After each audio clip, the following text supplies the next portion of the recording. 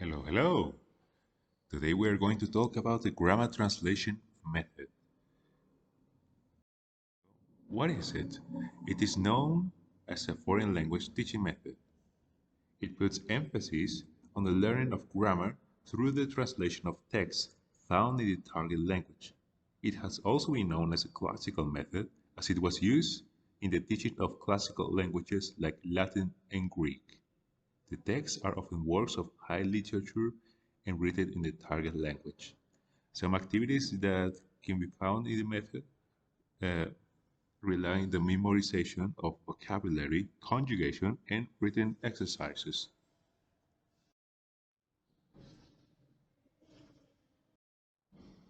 The tactic of translation texts as means of learning foreign languages has been used through the ages.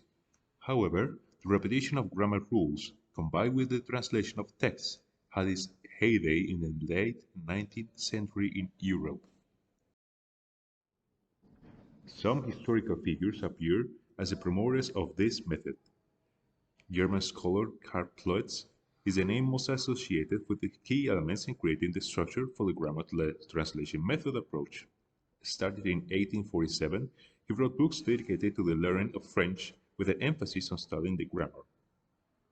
The German teacher Johann Valentine Medinger advocated that language was best acquired via target grammar translation. In 1783, he self-published the practice of French grammar. Other notable names are Johann Seidenstocker and Heinrich Ollendorff. Let's go over the principles.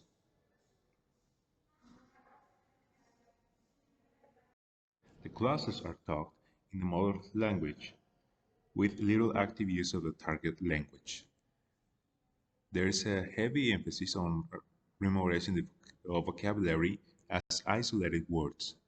There are long explanations of grammar, its intricacies, and how to modify the words in the language. There are also begin to read difficult classical texts as the first classes begin.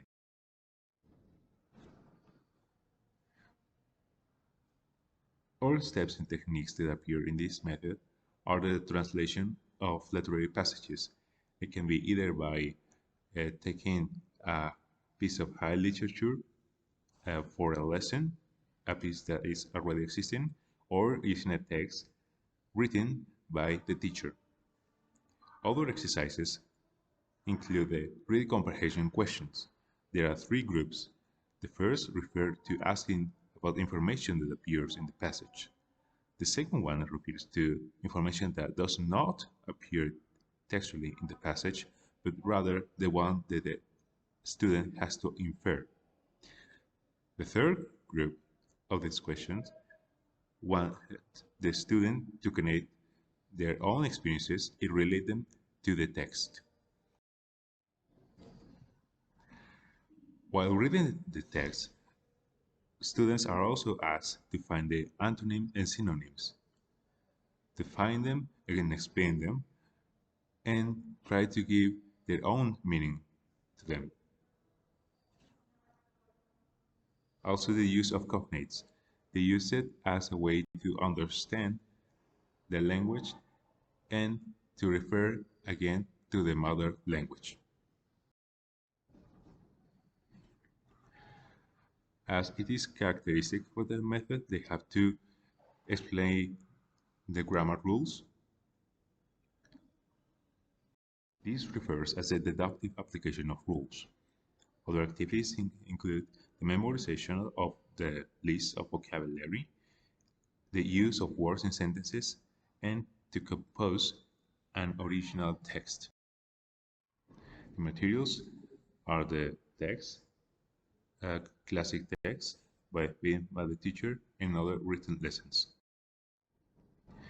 About the dynamic in the classroom, the teacher remains as the authority figure that gives the information to the student, and the student remains as a passive figure. He absorbs the information. There are some advantages. One of them is beginning to teach in the mother language, which will be more comfortable to new students, and In a way, it is better to know a little bit from the language in this matter.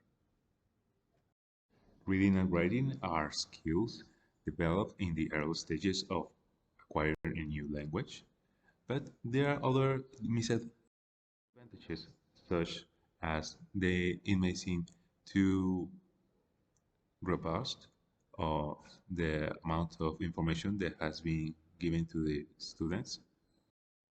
It does not give much time to speak or try to pronounce the language. And since they work with classical texts, there may be exercises and words that cannot be used in the everyday life. So far, so good. Thank you for your time and happy learning.